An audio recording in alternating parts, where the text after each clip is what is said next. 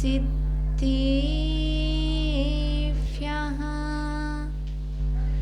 ॐ नमः सिद्धिभ्यः नमो अरिहन्ताणं नमो सिद्धाणं नमो ऐरियाणं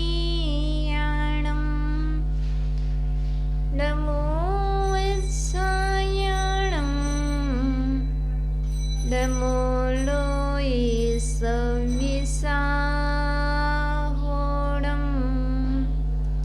वन्दितु सौय सिन्धि ध्रुवमसल मणुवमं गीं पत्ते बोच्छामि समीपाहुण मिणिमो स्वीके विलीभणियं नमः समय साराय स्वानिवृत्त्या सति शिशुभावभावाय सर्विभावान्तरच्छिदि गुरवः पन्तिनो नित्यं ज्ञानिदर्शननायकः चारित्राणुगम्भीरा मोक्षमार्गोपदेशिकः मोक्षमार्गोपदेशिकः।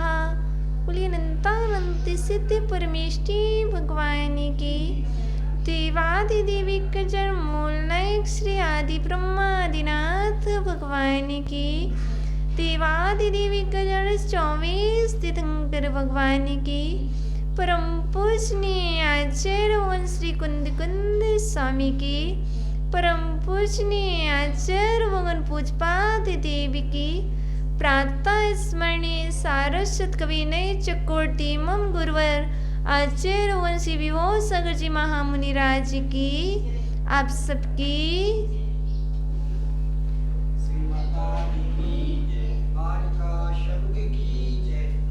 प्रिय आत्मन ही जिनेन्द्रवाणी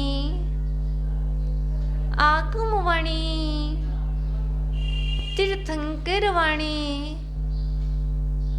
गुरुवाणी त्वमेव जयतो त्वमेव जयतो त्वमेव मम कंठ आगच्छतु आगच्छतु आगच्छतु। प्रिय आत्मन आज विषय है देव शास्त्र गुरु पर विनय किस तरह होना चाहिए, किस प्रकार की होना चाहिए। इस विषय को लेकर के आपको हम बतलाएं विनय ऐसे होना चाहिए जिससे मोक्ष का मार्ग प्रशस्त हो। विनय ऐसे होना चाहिए जो मोक्ष का द्वार हो, क्योंकि आचार्य भगवान कुंद कुंद स्वामी ने कहा है विनयो मोक्षद्वारो, विनय मोक्ष का द्वार है। देव की विनय करने से मोक्ष का द्वार खुलता है। यदि देवादिदेव जिन देव की विनय में अभिनय हो रही है, जैसी विनय बतलाई है कि भगवान के साइड पीठ नहीं करना चाहिए, भगवान को उच्च स्थान देना चाहिए, नाना तरह से जो विनय बतलाई है, यदि इस तरह से हम विनय नहीं करते हैं तो क्या हमें मोक्ष का द्वार खुल सकता है? नहीं खुल सकता है। यदि मोक्ष का द्वार खोलना है तो यथावत विनय, यथावत से जिसका पद जितना उच्च है उतनी विनय करना चाहिए। देव की विनय सर्वप्रथम देवादिदेव की विनय है। तो जितना उच्च स्थान देवादिदेव को दिया जाता है, जितनी विनय उनकी की जाती है उतनी ही करना चाहिए। क्योंकि आपका क्वेश्चन है कि विनय कैसी करें। विनय के बहुत सारे प्रकार हैं। विनय एक तरह की नहीं होती है, विनय नाना प्रकार की होती है। तो हमें विनय में कमी नहीं रखना चाहिए। अब हम विनय को दूसरे को तो हम नहीं कह सकते भैया हाथ जोड़ लो भगवान के समक्ष आयो। दूसरे को हम ये भी नहीं कह सकते कि बैठ करके तुम नमस्कार करो, क्योंकि जब देवादिदेव के पास आते हैं तो कहा है कि विनय है, कहा है कि पूज्य पुरुषों के पास जाओ तो बाल नहीं दिखना चाहिए, अपना सिर ढका होना चाहिए। कहा है पूज्य पुरुषों के पास यदि जिनेंद्र देव के पास दर्शन करने आओ तो खाली हाथ नहीं आना चाहिए, कुछ मांगलिक द्रव्य लेकर के आना चाहिए। तो ऐसे ही उनको पूज्य हैं, उनको मात्र इस तरह से नमस्कार नहीं किया जा सकता है।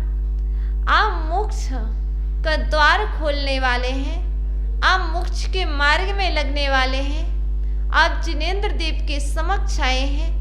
विनय पूरी करो, क्योंकि यदि अकड़े रहोगे, खड़े रहोगे तो गुणों से नहीं भर पाओगे। जब गुणों से नहीं भरोगे तो गुणवान बनोगे कैसे? देखो भैया मैं तो झुकूंगी नहीं, मैं झुक नहीं सकती हूँ। आपको जो भी कराना हो मेरे से कार्य करा लो, पर मेरे से झुकवाना मत। आचार्य मोहन कहते हैं जो झुकेगा नहीं वह भरेगा भी नहीं। देखो कूप में बाल्टी भी क्या हुई है? झुकी थी। जितनी बाल्टी झुकी थी उतनी बाल्टी जल से भरी थी। विनय का तात्पर्य झुकना, नम्र होना, विनम्र होना। जब तक नम्रता नहीं रहेगी, विनम्रता नहीं रहेगी तो गुणों से नहीं बढ़ सकते। तो भगवान के समक्ष आओ, नमस्कार करना है तो कैसे करो? गव आसन से करो, बैठ करके करो, अच्छी तरह से करो, हाथ जोड़ करके करो। ऐसा नहीं निकल जाओ। आज हम देख रहे हैं ये भारतीय संस्कृति में ऐसा नहीं था कि झुक नहीं सकते थे, पर आज हम देखें या तो पोशाक को ले लें कि पोशाक ऐसी पहन रखी है कि जिस कारण से हम झुक नहीं पा रहे। भैया दीप के पास आए हो, ऐसे वस्त्र पहन कर के आओ कि आप झुक भी पाओ। बहुत तरह की विनय बतलाई है। और आते ही कहते थे जब मंदिर में प्रवेश करते थे तो देहली से प्रवेश करते थे तो देहली के चरण स्पर्श क्यों करते थे? कि हमारा मस्तिष्क पहले ही झुक जाएगा। देहली के चरण नहीं छुए हैं, वस्तुतः जिन देव विराजमान है ये चैत्यालय है, इसके मैं चरण स्पर्श करता हूँ क्योंकि इसमें जिन देव विराजमान है। देवादिदेव और हंत भगवान का प्रतिबिंब यहाँ पर विराजमान है, उनके लिए मैं नमस्कार कर रहा हूँ। विनय सीखना हो तो जिनालय में आकर के सीखते हैं, दर्शन करके विनय सीखते हैं। जब तक देवादिदेव के पास नहीं आते तो विनय नहीं सीख सकते। हम कहते हैं देव की तो विनय हम ऐसे ही कर लेते, लेकिन गुरु चरणों में झुक जाए। आचार्य मोहन कहते हैं यथावत विनय, गुरुओं की भी जैसे जिन देव की विनय की जाती है, वैसी ही गुरुदेव की विनय की जाती है, वैसी ही शास्त्र की विनय की जाती है। जैसे हम अपवित्र अवस्था में देव का स्पर्श नहीं करते हैं, जिन देव का स्पर्श नहीं करते हैं, वैसे ही अपवित्र अवस्था में हमें शास्त्र का स्पर्श नहीं करना चाहिए, हमें गुरुओं का स्पर्श नहीं करना चाहिए। जैसे हम अपवित्र अवस्था में जिन देव को नहीं देख सकते हैं, तो वैसे ही हमें शास्त्र गुरुओं को नहीं देखना चाहिए। ये विनय है। हम कहें कि देव को नहीं देखना, लेकिन शास्त्र देख लें, गुरुओं को देख लें, नहीं, यह भी ध्यान रखने योग्य है। जब हम जिन देव को नहीं छू सकते हैं, तो क्या हम गुरुदेव को छू सकते हैं उस अवस्था में? नहीं छू सकते। इसलिए जितनी शुद्धि आपको भगवान का स्पर्श करने के लिए चाहिए है, उतनी ही शुद्धि आप गुरु के स्पर्श करने के लिए रखिए। क्यों? वह भी जिन दिगंबर मुद्रा है। यदि आप अपवित्र अवस्था में छुएंगे तो उनके परिणामों में निर्मलता बनेगी क्या? नहीं बन सकती है। इसलिए हमें उन्हें पवित्र अवस्था में ही छूना चाहिए। ऐसे ही शास्त्र का बतलाया है, शास्त्र की विनय करो। कैसे करो? ऐसा नहीं कि पुस्तक शास्त्र ले लिया ऐसे ऐसे करके जा रहे। शास्त्र को लेना है, दोनों हाथों से लीजिए, मस्तक पर धारण कीजिए। कभी भी शास्त्र को ऐसा नहीं रखा जाता है कि पैर के नीचे आ जाए, पैर लग जाए। यदि शास्त्र में पैर लगता है, नीचे गिरता है, देखो आप अपने लाल को, अपने बेटा बेटियों को कैसे हाथ में संभालते हो। बच्चे को हाथ में लिए हो तो बेटा गिर ना जाए, उसको बहुत अच्छे से संभालती। ये माताएं कभी बेटा या बेटी हाथ से नहीं गिरते किसी के, स्वयं से गिर जाए। लेकिन जिनवाड़ी माँ जब देखो, जहां देखो, संभली नहीं थी, गिर गई। नहीं, ऐसा कोई बेटा नहीं होगा, ऐसी कोई बेटी नहीं होगी जिसने अपनी मां को नीचे गिराया हो।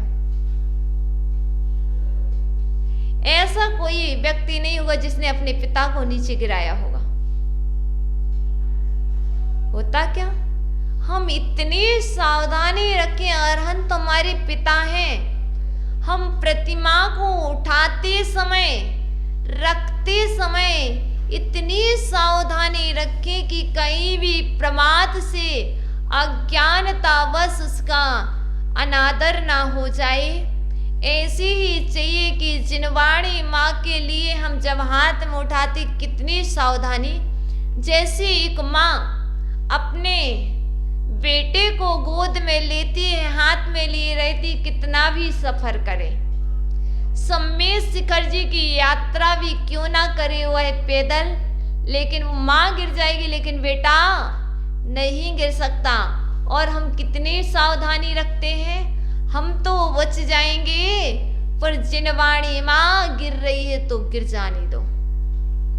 नहीं, आचार्य रोहन कहते हैं उस जिनवाणी माँ है, उस शास्त्र है, शास्त्र से ज्ञान आता है। शास्त्र में गणधरों की वाणी है, मुनियों की वाणी है, आचार्य भगवंतों की वाणी है, तीर्थंकरों की वाणी है। उस शास्त्र की इतनी विनय करो, कभी भी शास्त्र हाथ से ना गिर जाए, कभी भी शास्त्र की अविनय ना हो जाए।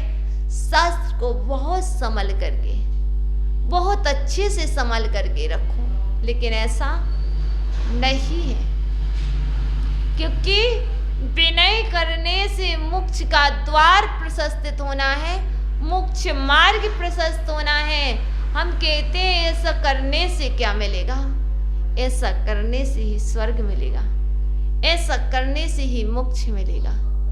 जो जितनी विनय करेगा वह उतना गुणों से भरेगा, जो जितनी अविनय करेगा वह उतने अवगुणों से भरेगा। जो जितनी अभिनय करेगा, अभिनय करने वाले नियम से नीचे की ओर जाएगा, वो अभिनय करने वाला नियम से ऊपर की ओर उठता है। देखने वाले को दिखता है, देखो ये कैसे नीचे बैठा है। देखने वाला कह सकता है नीचे बैठा है, वस्तुतः जमीन का नीचे बैठना नहीं है भैया। भूमि पे बैठ करके भी अंदर में कितना स्थान बनाया है,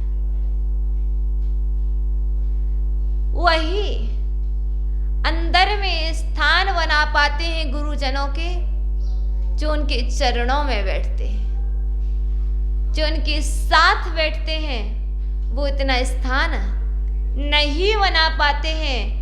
यदि गुरु के पास जाकर के शिष्य गुरु के समक्ष उनकी बराबरी से बैठ जाएगा तो गुरु की दृष्टि क्या उस शिष्य पर पड़ पाएगी? साथ बैठा है बाजू वाले पर दृष्टि जाएगी क्या? नहीं जाएगी। जो सामने बैठा है, जो नीचे बैठा है, जब गुरु समझाएंगे तो ऊपर से नीचे की ओर ग्रहण होगा, नीचे के ऊपर तही होगा। जल भी सहजता से ऊपर से नीचे बहुत जल्दी पहुंच जाता है, लेकिन नीचे से ऊपर बहुत मेहनत करना पड़ती है, मशीन लगाना पड़ती है, लाइट की आवश्यकता पड़ती है, तब कहीं हम जल को ऊपर की ओर ले जाते हैं। आचार्य भगवान कहते हैं यदि तुम विनय से भरे हो, तो तुम्हें ऊपर के लिए कोई मेहनत नहीं करना है, एकदम से तुम ऊपर उठ जाओगे। विनय करो, अभिनय नहीं। अभिनय कैसे होती है? बहुत सारे कारण हैं अभिनय करने के। जरूरी नहीं है कि नमस्कार बैठकर के नहीं किया तो अभिनय की। हो सकता है यदि तुमने नमस्कार किया भी कह कर के किया तो विनय में आएगा क्या? अंदर से भाव ही नहीं था। भैया हमने आपसे कहा है आप विनय करो, भगवान की देव की विनय करो। आप झुकते नहीं थे, हम आपको जबरदस्ती झुका रहे हैं, आपको झुकना पड़ेगा। नहीं, झुक तो जाओगे, मन नहीं होगा तो मानसिक विनय हो पाएगी क्या? और वाचनिक विनय नहीं करोगे, झुक तो जाओगे डर के कारण, भय के कारण। तो आचार्य वो कहते मानसिक विनय, वाचनिक विनय और कायिक विनय, तीनों तरह के विनय होना अनिवार्य है। यदि एक भी विनय में कमी रही नहीं, मन से भी करना, वचन से भी करना और काय से। मन से आए नमस्कार करने के भाव थे, नमस्कार करने का मन था, काय से हाथ जोड़ लिए, मुख से बोल दिया नमोस्तु भगवान और झुक गए। ये क्या हुआ? मानसिक भी हो गई, वाचनिक विनय भी हो गई और कायिक विनय भी हो गई। क्योंकि जब तक मन नहीं होता हम क्रिया कितनी भी करें उसका फल हमें प्राप्त नहीं होता है। यदि फल की प्राप्ति करना है तो वह क्रिया भी मन से होनी चाहिए। जब तक मन से अंदर से क्रिया नहीं होगी तब तक वह क्रिया कार्यकारी नहीं होने वाली है। तुम कितने भी कार्य कर लेना, कार्य पूर्ण मन से करो, पूर्ण लगन से करो, पूर्ण विश्वास के साथ करो। मुझे कार्य करना ही है तो क्यों ना हम ये क्यों कहते हैं उन्होंने ऐसा कहा था तो मुझे करना है। अति अच्छा कार्य है, प्रशस्त कार्य है, पुण्य को बढ़ाने वाला कार्य है, तो इसमें क्यों उदासीनता, क्यों अच्छे से क्यों नहीं करते हो? कार्य को सौभाग्य मान करके करो। जो विनयशील पुरुष होते हैं, जो विनयवान लोग होते हैं, यदि कोई कार्य दिया जाए तो वो विनम्र की मूर्ति क्या करते हैं? अहो भाग, ये हमारा सौभाग्य जागा है, ये हमारे परम पुण्य का उदय आया है। मुझे ये जो सौभाग्य मिला है, और जो अविनयी लोग होते हैं जिन्हें कार्य तो करना है, क्या कहते हैं ठीक है कर देंगे, कोई नहीं है तो मैं तो करना ही है। नहीं, आचार्य मोहन कहते कार्य करना है तो सौभाग्य समझ के करो, भाग्य समझ कर के करो, पुण्य जानकर के कार्य करो। वो भले ही कार्य छोटा क्यों ना हो, ये कोई कार्य होता है, ये कार्य क्या हमारे योग्य है? ये मत देखो, छोटा भी कार्य है और बड़ा भी कार्य है। आप सक्षम नहीं हो लेकिन फिर भी सौभाग्य मानोगे तो गुरुओं का आशीर्वाद आप पर होगा तो वह कार्य भी आप सफल कर लोगे। इसके लिए हमें चाहिए है जितनी हम विनय करेंगे उतना पूज्य पुरुषों का आशीर्वाद मुझे फलेगा। जब तक हम विनय नहीं करेंगे तब तक हमें पूज्य पुरुषों का आशीर्वाद नहीं फल सकता है। इसलिए आप तो सिर्फ विनय करते जाओ, झुकते जाओ, झुकते जाओ। जितने जितने झुकते जाओगे उतने उतने भरते जाओगे। देखो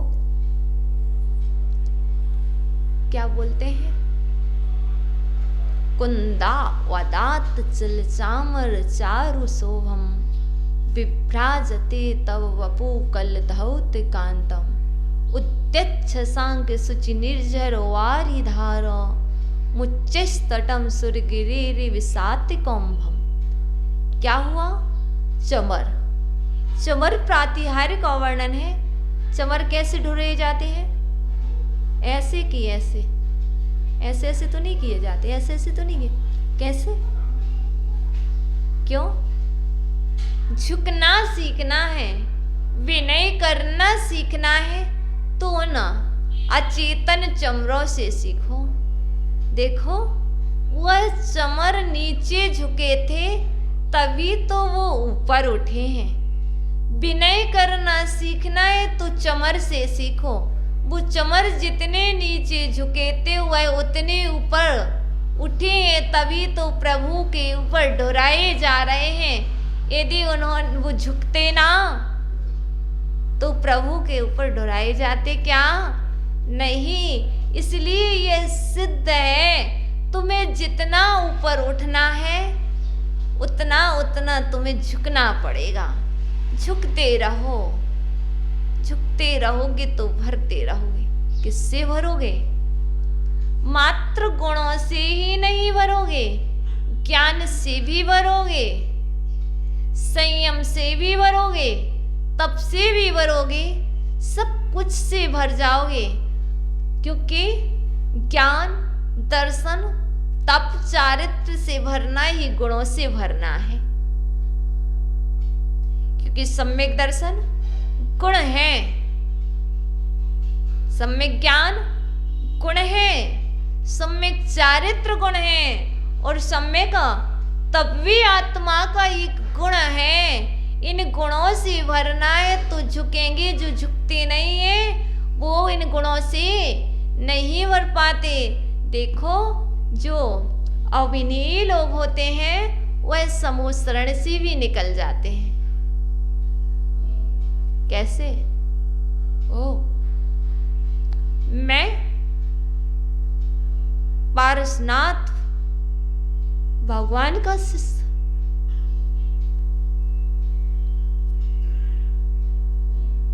ये भगवान रागी द्वेषी है, मुझे गणधर नहीं बनाया और आज के आए हुए शिष्य के लिए गौतम स्वामी को गणधर बना दिया और निकल गए। कौन? पीताश्रम। क्यों? मैं नहीं मानता, देखो मैं मानूंगा तो मां सिद्धों को ही मानूंगा और किसी को नहीं मानूंगा। इसलिए हमें चाहिए इतनी विनय। कौन क्या आ रहा, किसको क्या बनाया जा रहा, इससे नहीं, मुझे अपना कल्याण करना है। मुझे अपना कल्याण करना है। मेरा कल्याण कहाँ पर होना है, इस बात को ध्यान में रखते हुए दूसरों की बातों में ना आकर के, किसी की कुछ ना सुन करके मात्र अपने लक्ष्य पर दृष्टि रखना चाहिए। यदि हम अपने लक्ष्य पर दृष्टि ना रखें तो हमारा बाण कहीं और चलेगा। क्या कर रहे थे, योद्धा था, योद्धा लक्ष्य साध रहा था कि हम धनुष बाण हाथ में लिए, हमारा बाण वहां पर लगना चाहिए। लेकिन क्या हुआ, किसी ने आवाज दी, नहीं नहीं रुको रुको, और तब तक वो बाण लक्ष्य से भटक गए। तो वो बाण कहाँ पहुंचा, कहीं और पहुंचा, और इतने में हमारा समय निकल गया। तो आचार्य उन कहते हैं लक्ष्य प्रशस्त होना चाहिए, लक्ष्य पर दृढ़ता होनी चाहिए कि जो हमारा लक्ष्य है वह लक्ष्य प्रशस्त है। हम अपने लक्ष्य से नहीं भटकेंगे, क्योंकि लक्ष्य से भटकाने वाले, लक्ष्य से पतित करने वाले बहुत मिलते हैं। तुम इनकी भी नहीं कर रहे, इनसे तुम्हें क्या मिलेगा भैया, तुम्हारे देव तुम्हें क्या देते हैं, तुम्हारे गुरु तुम्हें क्या देते हैं। देखो तुम देव के पास जाते हो, कुछ नहीं बोलते, कुछ नहीं देते, इतने दिन से परेशान हो, डेली अभिषेक कर रहे, पूजन कर रहे, फिर भी कुछ नहीं मिला। चिंता नहीं करो, हमारे भगवान राग द्वेष से रहित हैं, ना तो वो कुछ लेते हैं और ना ही कुछ देते हैं। लेकिन हम उनकी विनय करके उनसे ले ही तो लेते हैं, उनका आशीर्वाद प्राप्त ही तो कर लेते हैं। इसलिए पतित करने वाले, भटकाने वाले बहुत मिलेंगे। अरे कहाँ पर जा रहे, कौन से संघ में जा रहे, किन गुरुओं के पास जा रहे, अरे वहां चलो। नहीं, आपने जितनी श्रद्धा रखी है वो श्रद्धा इतनी अचल होना चाहिए जैसे पर्वतों को हिला देने वाली वायु क्या सुमेरु पर्वत को हिला पाई है, नहीं हिला पाती है। ऐसे भी तुम्हारी श्रद्धा, तुम्हारी विनय, कोई कितना भी मना करे, कोई कितना भी करे कि देखो छोटे छोटे तो कर नहीं रहे, तुम इतने बड़े होकर कब से करते आ रहे, लेकिन तुम्हारी विनय कैसी होना चाहिए, उस सुमेरु पर्वत की तरह अचल होना चाहिए, हिला ना पाए, अकंप होना चाहिए, निष्कंप होना चाहिए। देखो यदि वो सुमेरु पर्वत हिल जाता, नहीं हिला सका। ऐसे ही इतनी दृढ़ता लाओ, इतना विश्वास लाओ कि हमारे अंदर में कोई कमी ना आ जाए। आपको हिला दे कोई, आपको उठा कर के कोई कहीं ले जाए, लेकिन तुम्हारे अंदर की श्रद्धा को कोई ना उठा पाए, तुम्हारे अंदर की विनय को कोई ना उठा पाए। देखो बीमारी भी हो जाए लेकिन अंदर की विनय को कोई ना हटा पाए। मैंने अपने पूज्य गुरुवर को देखा है, इतनी विनय, कल भी आपने सुना होगा, एक ही बात कह रहे थे, मुझे बड़ों का आशीर्वाद मिला है, छोटों का आशीर्वाद मिला है। एक शब्द आपने यदि सुना हो, उन्होंने छोटों से ही नहीं कही, छोटों ने अपनी भावना व्यक्त की। क्या कह रहे, मुझे बड़ों का भी आशीर्वाद मिला है और मुझे छोटों का भी आशीर्वाद मिला है। मुझे तो अपनी झोली आशीर्वाद से भरना है, मुझे तो अपनी झोली में सद्भावनाओं से भरना है। ऐसे ही हम कहते हैं, हमें तो जितने भी गुरुजन मिलते जाएं, जितने भी तीर्थंकर देव मिलते जाएं, जितने भी जिन देव मिलते जाएं, उनके दर्शन करके, शास्त्रों की विनय करके, गुरुओं की विनय करके अपने आप के लिए, आशीर्वाद से भरना है, गुणों से भरना है, तो सबके लिए झुकते रहो। जब जब जो मिले, जहाँ जहाँ मिले, जैसे जैसे मिले, वैसे वैसे भरते रहो। क्योंकि मैंने जितनी विनय पूज्य गुरुवर में देखी है, शायद ही उतनी विनय अभी तक नहीं देखी। जहां भी जाएं, जिन गुरुओं के पास भी जाएं, शायद ही उनके शिष्य इतनी विनय कर पाए, लेकिन हमारे पूज्य गुरुवर उन आचार्य भगवंतों की इतनी ही विनय करते हैं जितनी एक शिष्य अपने गुरु की विनय करते हैं। श्रोत सिद्ध श्रोत आचार्य भक्ति पूर्वक ही वो विनय करते हैं और हमेशा हाथ जोड़ करके उनके चरणों में बैठे रहते हैं। मैंने आचार्य भगवान संभव सागर जी महाराज के पास पूज्य गुरुवर को देखा। पूज्य गुरुवर कभी भी उनकी बराबरी से नहीं बैठे, उनके चरणों में बैठे रहे। कल बहुत अच्छी बात थी, हमसे त्रुटियां हुई क्योंकि संभव सागर जी महाराज आशीर्वाद देने आए और वो चले गए, उनका स्वास्थ्य अनुकूल नहीं था, हम उन्हें बुला नहीं पाए। सब कुछ होता रहता है, लेकिन फिर भी पूज्य गुरुवर की ये सरलता, ये उनकी विनय थी, जिस कारण से इतने साधु एक मंच पर आए। यदि उनकी इतनी विनय ना होती, उनकी इतनी सरलता ना होती, सहजता ना होती, तो शायद ही इतने साधु एक मंच पर आ सकते थे। नहीं आ सकते थे। मात्र 3-4 दिन का ही तो प्रोग्राम की सेटिंग है, ज्यादा लॉन्ग टाइम नहीं हुआ था, लेकिन जैसे ही एक बार निवेदन किया, सभी ने सहज स्वीकार कर लिया। मुझे बहुत बड़ी खुशी है गुरुवर, आपकी विनय ने, आपके पास इतने सारे गुरुओं का आशीर्वाद आया है। ऐसे ही यदि हम भी आशीर्वाद से झोली भरना चाहते हैं, हम भी उनकी छाया चाहते हैं, तो हमें भी विनय करना सीखना होगी। उचित हमें कैसी विनय करना, एक तो हमने आपको बतलाया है जैसे लोटा डोर।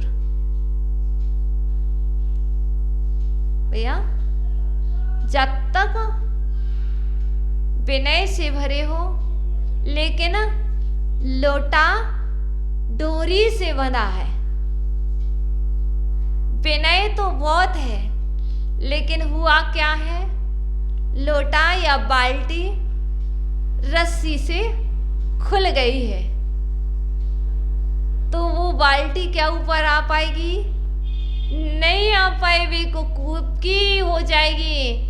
ऐसे ही हम विनय से तो भरे हैं, लेकिन गुरु रूपी डोरी से हम खुल गए हैं। देखो पतंग देखी, पतंग का धागा जब तक हाथ में है तभी तक पतंग तुम्हारी है। धागा छूटा तो पतंग कहाँ होती है?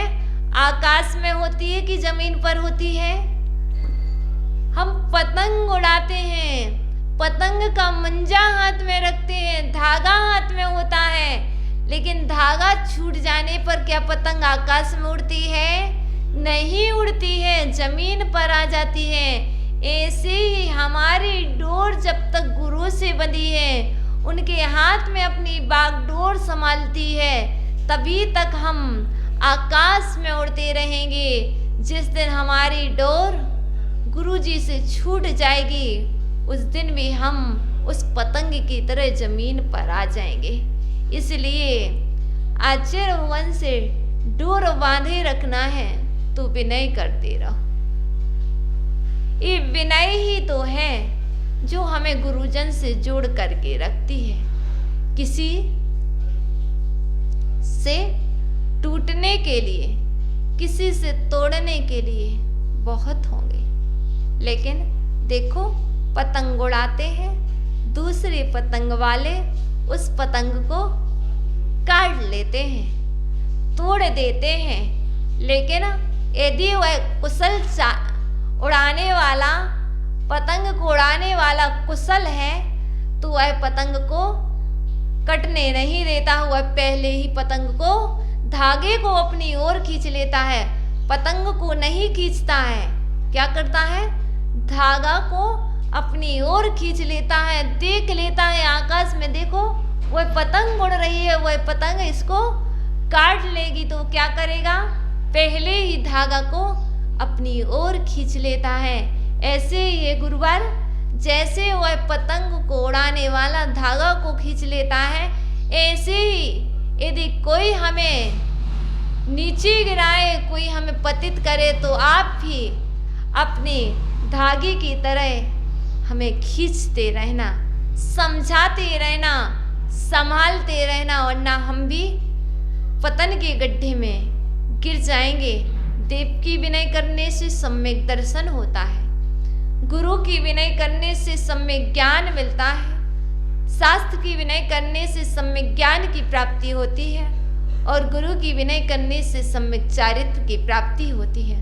और हमें गुरु में ही देव मिल जाते हैं, गुरु में ही शास्त्र मिल जाते हैं, और गुरु में ही चारित्र मिल जाता है, क्योंकि गुरु ना होते तो प्रभु से मिलन कैसे होता? प्रभु से मिलाने वाले गुरु ही तो हैं। शास्त्रों से मिलाने वाले, जिन वाणी माँ से मिलाने वाले कोई दूसरे नहीं, मेरे गुरुवर हैं। हमारे हाथ में शास्त्र नहीं होता, गुरुवर आपने ही दिया है। ये पिच्छी रूपी चारित्र, ये संयम आपने ही दिया है। गुरुवर आप हो तो सब कुछ है, कुछ मिले या ना मिले इस दुनिया में, यदि गुरु मिल गए हैं तो उन गुरुओं ने आपको सम्यक दर्शन भी दे दिया है, सम्यक ज्ञान भी दे दिया है, और सम्यक चारित्र भी दे दिया है। इसलिए तुम विनय करते रहो, तुम रत्नात्रय से भरते रहोगे, तुम तप से भरते रहोगे, संयम से, और तुम ऊपर की ओर उठते रहोगे। विनय करते रहो। कितनी विनय करो? जितनी शक्ति हो, शक्ति से ज्यादा भी विनय करो, शक्ति से अधिक भी विनय करो। शरीर से ना कर पाओ, काय से ना कर पाओ, मन से करो, वचन से करो।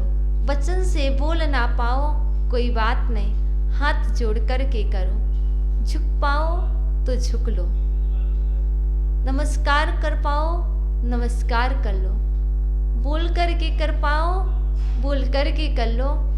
कल पूज्य आचार्य भगवंतों ने एक बहुत अच्छी बात कही थी, जैसे देवनंदी जी महाराज ने एक बहुत प्यारी बात कही थी। जैसा शास्त्रों में सुना है कैसे होना चाहिए, सरल कितने होना चाहिए,